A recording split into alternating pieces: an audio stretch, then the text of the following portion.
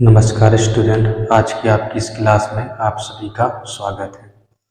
अभी अपन pH value के बारे में अपन ने पढ़ लिया है। उसके जो आंकिक प्रश्न हैं, कुछ प्रश्नों को अपन ने इसके पहले वाली वीडियो में सॉल्व कर लिया है। तो और इसके बाद कुछ और भी अभी है ना, जो आंकिक प्रश्न है वो है ना बचे हुए हैं। ये कुछ और दूसरे प्रकार के है ना, ये आंकिक प्रश्न है जो मैं इसको लेके आया हूँ। तो आज अपन इन प्रश्नों को है ना सॉल्व करना देखेंगे कि इनको अपन को कैसे सॉल्व करना है। तो इसमें सबसे है ना टोटल काउंट किए हैं मैंने, ठीक है ना। तो 4 उस वाली क्लास में हो गए थे है ना, तो उसके 5 इनकी उसके आगे से है। तो इसमें आज की जो क्लास है उसका जो पहला सवाल है वो है n/100 SCl विलयन का pH मान ज्ञात करो। n घबराने की बात नहीं है कि n क्या होता है। n का मतलब होता है नॉर्मलता। तो नॉर्मलता के बारे में हम आपको पहले ही बता चुके हैं कि नॉर्मलता क्या होती है। तो चूंकि इसमें है ना नॉर्मलता का मान दिया है कितना है, इसके पहली वाली जो क्लास थी उसमें ग्राम में दिया गया था, ठीक है ना। तो उसकी अपन ने पहले नॉर्मलता निकाली और उसके बाद जितनी नॉर्मलता है ना, तो इसमें अपन को विलयन देखना पड़ता है कि विलयन अपना कौन सा है, यानी कि एक तरह से कह ले कि जो सॉल्यूट है वो कौन सा है, अम्ल है या क्षार है। यदि अम्ल है तो H+ आयनों की सांद्रता ले लेते हैं, और यदि Na यानी कि क्षार है तो OH- आयन की सांद्रता अपन मान लेते हैं। तो अपन इसमें पहले का सॉल्व देखेंगे अब, यानी कि क्वेश्चन नंबर जो 5वां है इसका सॉल्व देखेंगे अपन।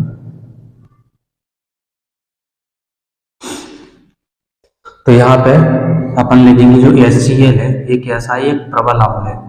HCl एक प्रबल अम्ल है। HCl एक प्रबल अम्ल है।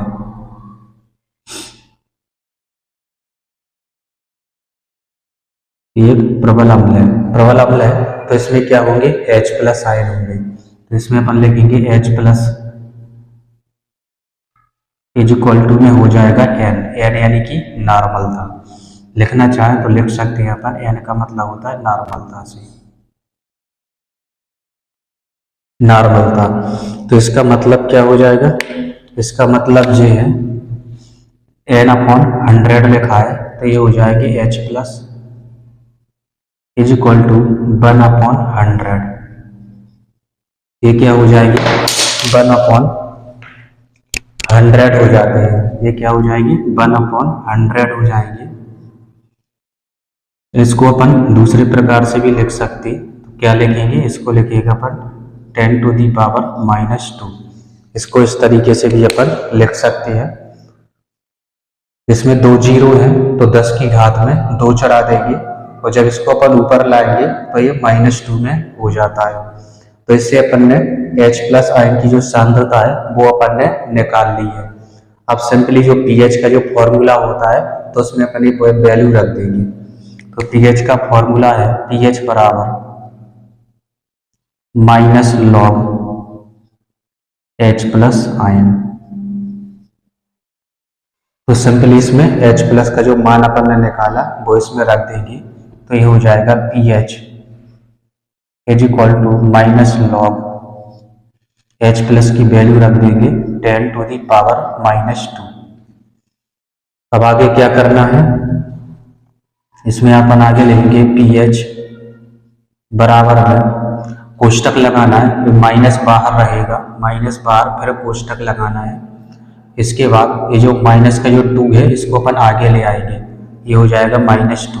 इसको अपन को आगे लाना है और लिख देना यहाँ पे log 10।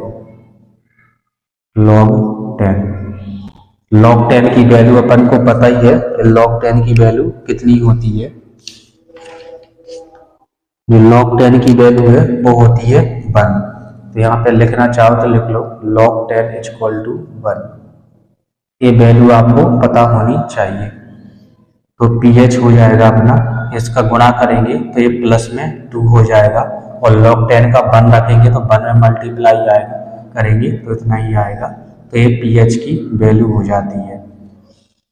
अब चूंकि जो pH मान है वो कैसा है, 7 से कम है। 7 में क्या होता है, न्यूट्रल होता है, उदासीन होता है। इसकी 7 से कम है, इसलिए जो विलयन कैसा हो जाएगा, ये अम्लीय हो जाएगा। तो यहाँ पे लिखेंगे अपन जो pH मान है, इसकी जो वैल्यू है, ये जो इसका मान है अतः इसका मान, या pH का मान अतः pH का मान 7 से कम है, 7 से कम है, pH का मान 7 से कम है, अतः विलयन कैसा हो जाएगा? अम्लीय हो जाएगा। अतः विलयन अम्लीय होगा, अम्लीय होगा। जो विलयन होगा आपका वो कैसा होगा? अम्लीय होगा। तो इस तरीके से अपन ने जो पहला जो सवाल है वो अपन ने सॉल्व कर लिया है, और जिसका जो मान आया वो +2 यानी कि 2 आया है। इसके बाद अपन देखेंगे अगला यानी कि छठवां सवाल।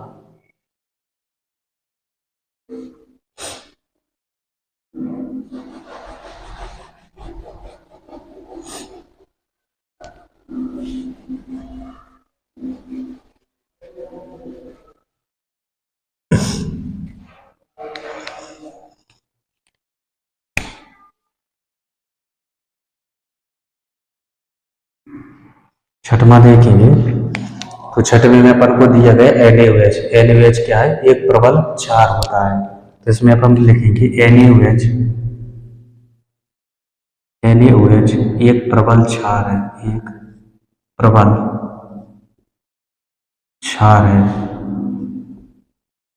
एक प्रबल क्षार है। अतः इसमें क्या मिलेंगे अपन को? OH माइनस आयन मिलेंगे। तो इसमें अपन को मिलेंगे OH माइनस आयन बराबर N। N यानी कि नॉर्मलता, नॉर्मलता का जो मान है ये दिया गया है यानी कि 1/100। तो ये हो जाएगा OH minus is equal to 1/100। 1/100 को अपन इस तरीके से भी लिख सकते हैं 10⁻⁻²। तो इस तरीके से OH है ना, माइनस की वैल्यू आ गई है। अब ये OH की वैल्यू आई है। pH तभी निकलेगा जब अपने पास H+ की वैल्यू आ जाएगी, ठीक है ना। तो अब अपन के इसकी सहायता से अपन क्या निकालेंगे? H+ का मान निकालेंगे। तो ये होता है H+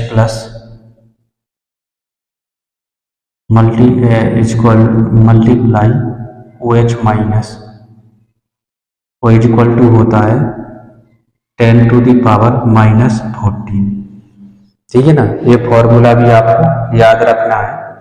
यदि OH का मान दिया गया तो H+ के अपन निकाल सकते हैं। तो यदि अपन को OH के निकालना पड़ जाए, वो H+ के दिए जाए, तो अपन OH माइनस के भी अपन निकाल सकते हैं। तो सिंपली तरीके से मान रख देंगे इसमें, ये हो जाएगा H+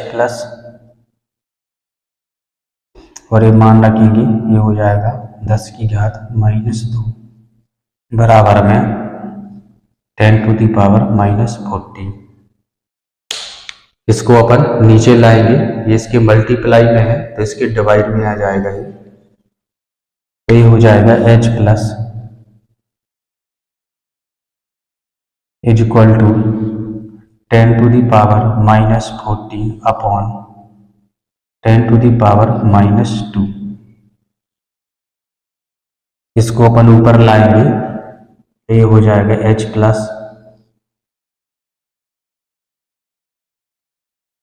बराबर 10⁻⁻14। इसको ऊपर लाएंगे तो ये हो जाएगा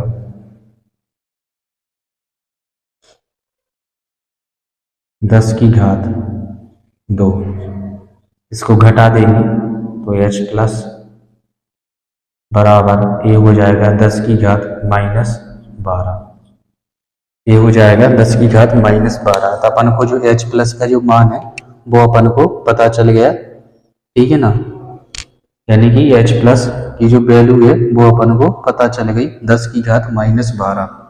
अभी अपन को पता चल गया तो सिंपली अपन pH का जो फॉर्मूला होता है वो लगा देंगे। pH is equal to -log H+ ion. ये हो जाएगा pH is equal to -log, ये वैल्यू रख देंगे 10⁻⁻12। ठीक वैसे ही करना है। अब ये अपन ने सीख लिया है, माइनस बाहर रहेगा कोष्टक, इसको आगे लाएंगे अपन -12 को। तो इसके बाद log 10 की वैल्यू अपन को पता ही है, तो ये हो जाएगा pH बराबर गुणा होगा प्लस में 12 आ जाएगा। ठीक है, तो इस तरीके से ये जो pH की जो वैल्यू है वो आ चुकी है, ये pH की वैल्यू आ चुकी है।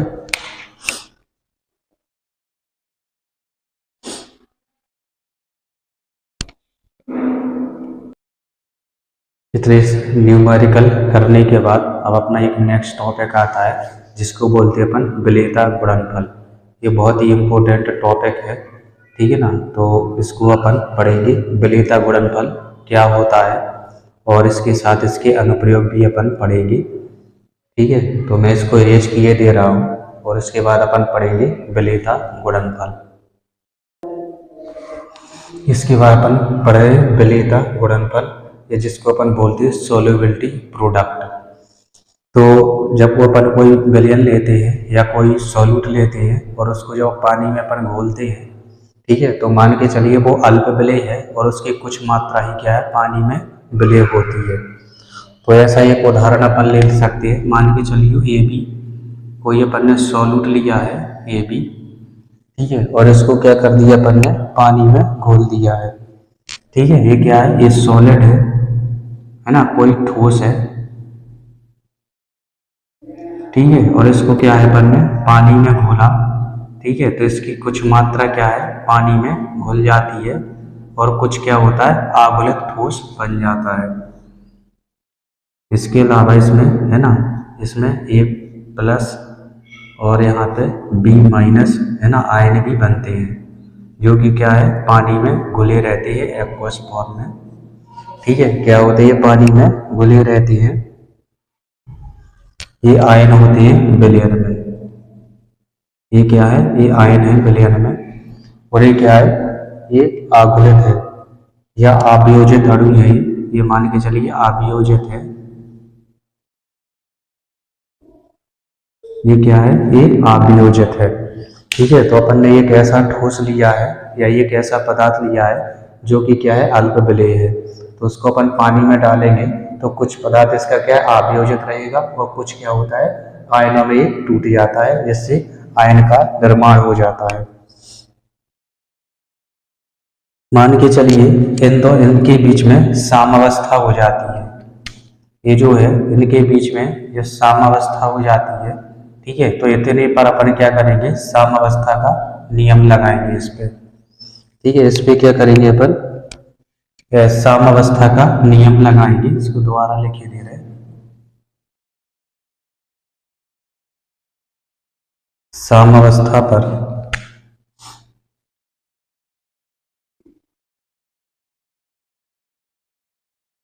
साम्यावस्था पर इसको क्या करना है, ये तो अभियोजित है ना, नीचे बैठ जाएगा। आ A B solid is equal to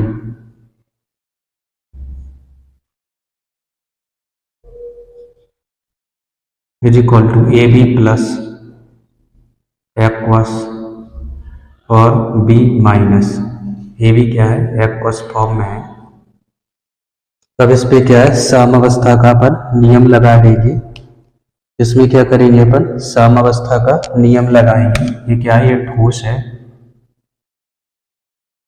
साम्यावस्था का नियम लगाने पर तो ये हो जाएगा K बराबर, ये क्या है, एक संतृप्त विलयन है, संतृप्त विलयन बन जाता है, संतृप्त विलयन। संतृप्त विलयन पर इस पे क्या है, अपन साम्यावस्था का नियम लगाएंगे तो ये हो जाएगा K बराबर A प्लस एक्वस और प्लस में B- एक्वस और बटे में AB, बटे में ABS। इसका त्रियक गुणा करेंगे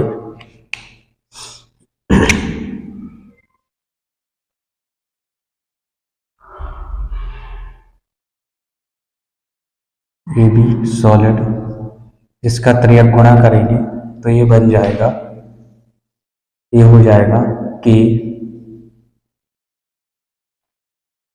ए बी, के ए बी एस बराबर में ए माइनस ए प्लस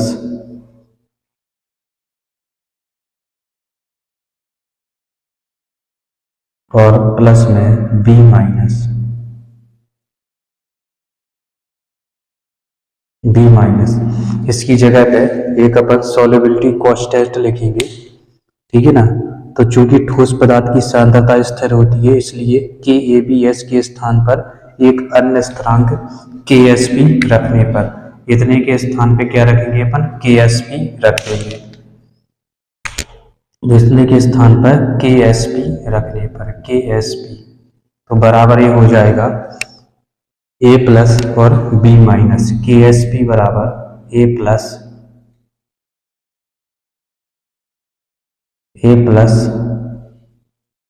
और ए बी माइनस। तो यहां पे इसी को बोलते हैं अपन विलेयता गुणनफल। ये स्थिरांक होता है, स्थिरांक है ये, है ना, स्थिरांक के एस पी को ही विलेयता गुणनफल कहते हैं, विलेयता गुणनफल कहते हैं। इसे ही क्या है अपन विलेयता गुणनफल कहते हैं।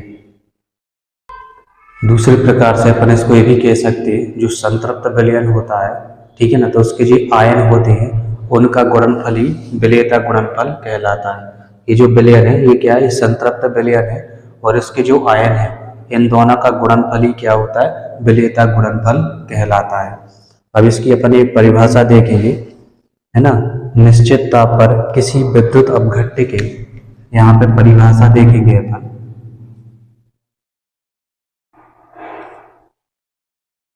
परिभाषा निश्चित ताप पर किसी विद्युत अपघट्य के, निश्चित ताप पर किसी विद्युत अपघट्य के,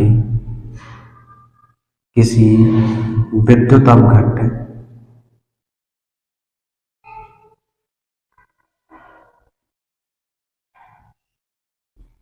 निश्चित ताप पर किसी विद्युत अपघट्य के संतृप्त विलयन में उपस्थित आयनों, किसी विद्युत अपघट्य के संतृप्त विलयन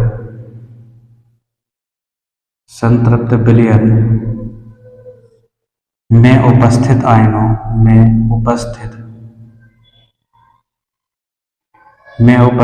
आयनों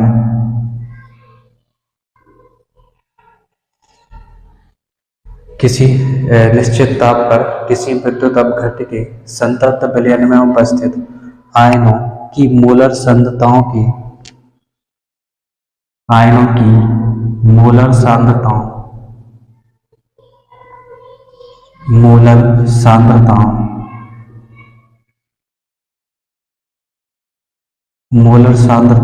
के गुणनफल, मोलर सांद्रताओं के गुणनफल को उस विद्युत अपघट्य का, मोलर सांद्रताओं के गुणनफल निश्चित ताप पर किसी विद्युत अपघट्य के संतृप्त विलयन में उपस्थित आयनों की मोलर सांद्रताओं के गुणनफल को उस विद्युत अपघट्य का, उस विद्युत अपघट्य का उस ताप पर, उस विद्युत अपघट्य का उस ताप पर, उस ताप पर विलेयता गुणनफल कहते हैं, उस ताप पर विलेयता गुणनफल विलेयता गुणनफल कहते हैं। विलेयता गुणनफल कहते हैं। ठीक है, तो किसी निश्चित ताप पर किसी विद्युत अपघट्य के संतृप्त विलयन में उपस्थित है ना और आयनों की मोलर सांद्रताओं के गुणनफल को उस विद्युत अपघट्य का है ना उस ताप पर विलेयता गुणनफल कहते हैं। तो ये पूरा का पूरा क्या होता है, ये विलेयता गुणनफल होता है। इसके बाद अपन विलेयता और विलेयता गुणनफल में अंतर समझेंगे कि आखिर अंतर इसमें क्या होता है या इन दोनों के बीच में जो संबंध है वो क्या संबंध होता है, तो वो भी अपन देखेंगे विलेयता और विलेयता गुणनफल में संबंध। इसमें अपन देखेंगे विलेयता और विलेयता गुणनफल में संबंध क्या होता है। तो ये अपन लिखेंगे यहाँ पे, यदि किसी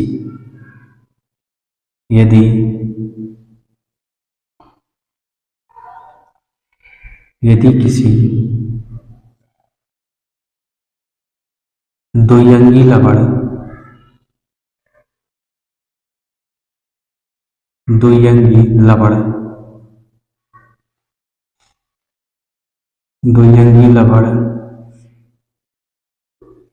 AB, यदि किसी द्विअंगी लवण AB की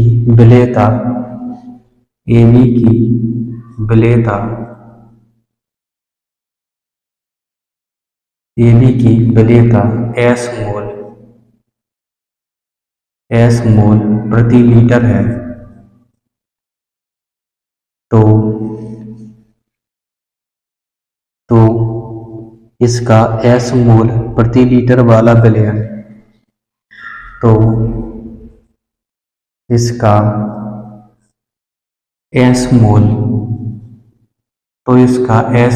प्रति लीटर वाला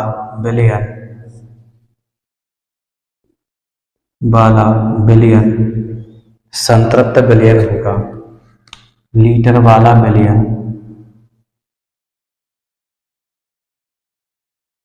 लीटर वाला विलयन संतृप्त विलयन होगा।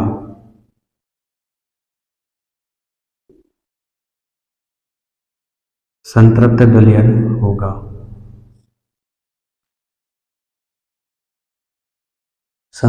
विलयन होगा। इस अवस्था में विलयन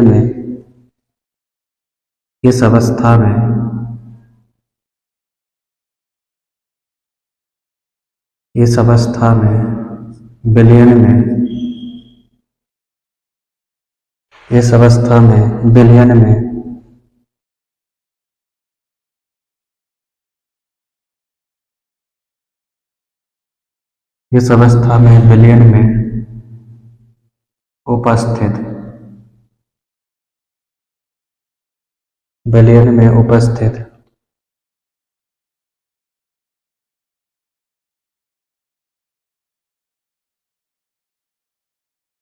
A प्लस तथा B माइनस की सांद्रता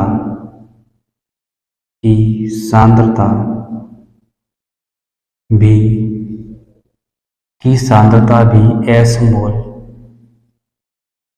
प्रति लीटर होगी। अतः AB पदार्थ के लिए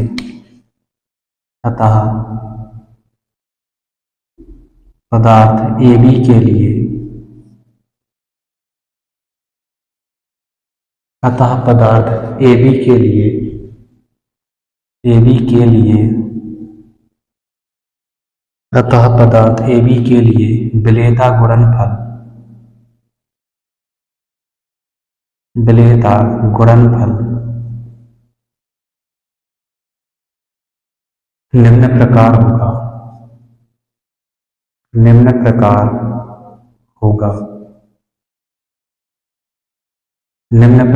होगा। AB is equal to A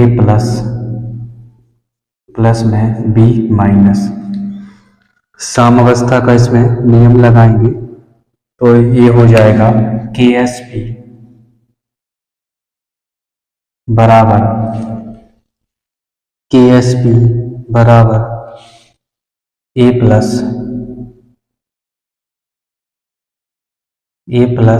B minus A plus B minus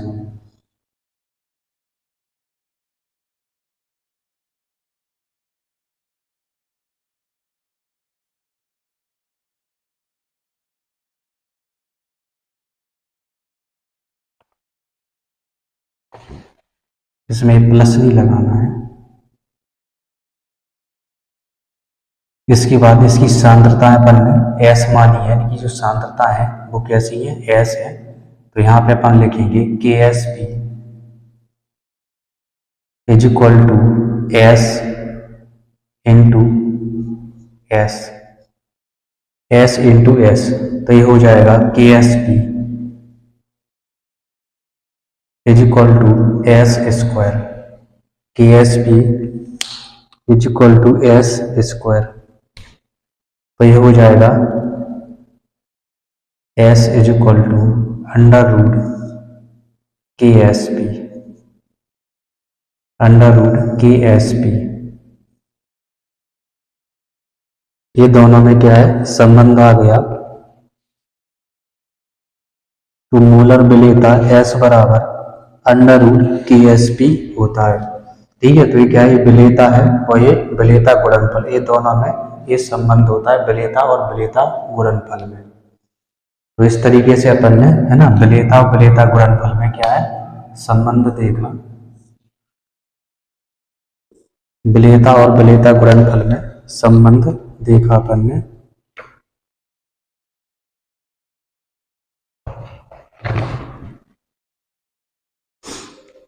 विलेयता गुणनफल ये पढ़ने के बाद इसके कुछ अनुप्रयोग हैं, इसके क्या है अनुप्रयोग हैं, वो भी अपन देख लेते हैं।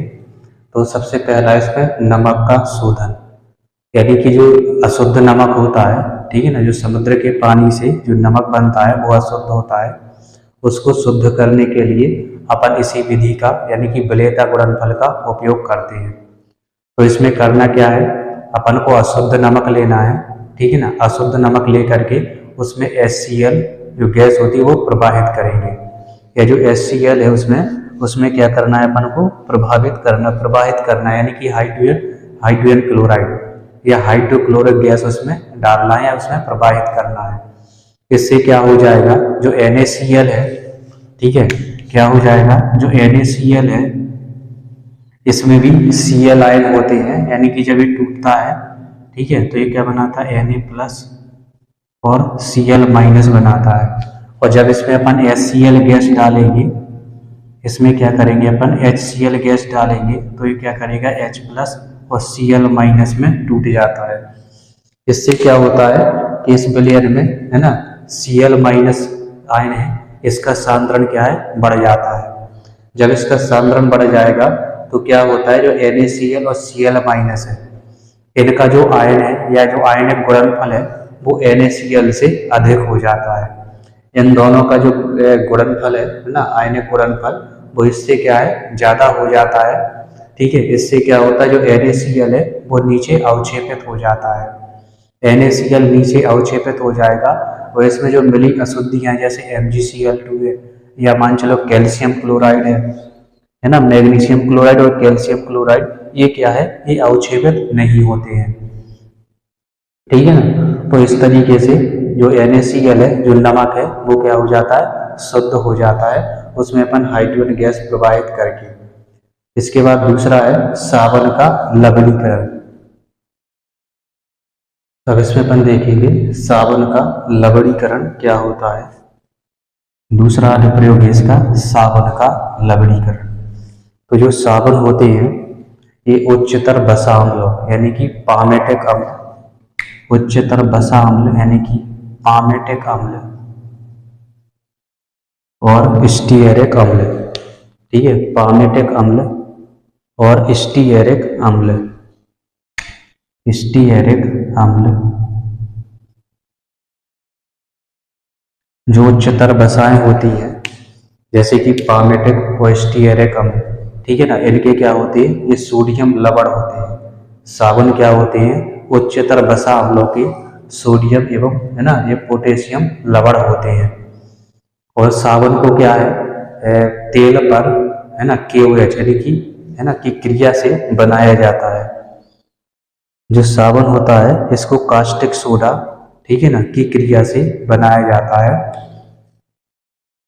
और इसमें क्या होता है ये क्या होता है घुलनशील होता है। जो साबुन होता है वो क्या है पानी में घुलनशील होता है। तो ठोस साबुन प्राप्त करने के लिए इसमें NaCl डालते हैं इसमें ठीक है ना। NaCl क्या है इसमें डाल देते हैं जिससे क्या होता है जो Cl- है उनकी जो सांद्रता है वो बढ़ जाती है। सॉरी Na+ की जो सांद्रता है वो बढ़ जाती है। इसमें भी सोडियम है ना अम्ल होते हैं। और इसके बाद NaCl भी अपन ने डाल दिए है ना। जो साबुन होता है उसमें Na+ होता है और इसके अलावा अपन ने NaCl ऊपर से डाल दिया। तो इससे क्या होता है जो Na+ है उनकी सांद्रता बढ़ जाती है। तो Na+ और जो पामेटिक अम्ल है ना इनकी जो सांद्रता या जो आयनों की जो सांद्रता है ना तो आयनिक गुणनफल इनका आयनिक गुणनफल ठीक है ना। इनका जो आयनिक गुणनफल है वो साबुन के विलेयता गुणनफल से अधिक हो जाता है। जो Na+ है Na+ और पामेटिक आयनों या अम्लीय आयनों या पामीटेट बोलते हैं जिनको और अम्लीय आयनों